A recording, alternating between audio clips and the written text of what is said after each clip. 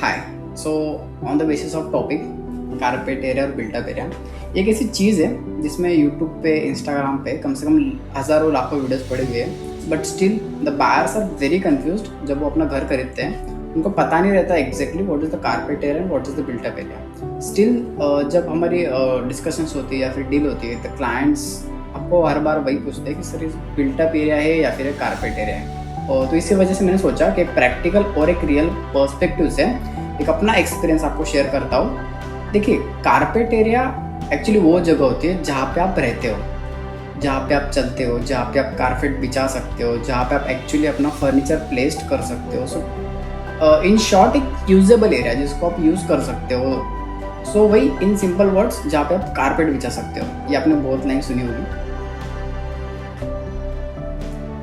तो ये हो गया कारपेट एरिया। अब बिल्टअप एरिया में एग्जैक्टली क्या होता है?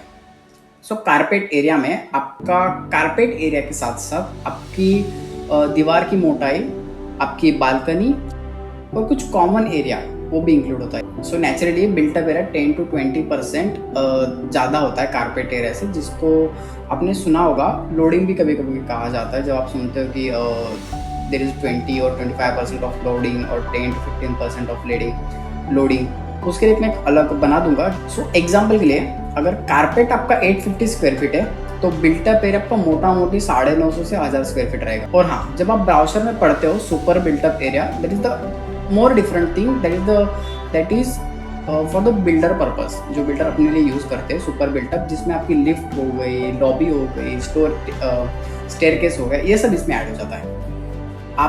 आपके लिए इम्पोर्टेंट है कि आपके लिए यूजेबल स्पेस कितना है, आपके लिए कारपेट एरिया कितना। तो मेरा पर्सनल पर्सपेक्टिव ये है, आप बिल्डर या फिर एजेंट के नंबर देख के कंफ्यूज मत हो जाए, क्योंकि आपके लिए जो इम्पोर्टेंट है that is the carpet area, आपका यूजेबल एरिया जिसको आप यूज़ करने वाले हो, ना कि बिल्डअप एरिया।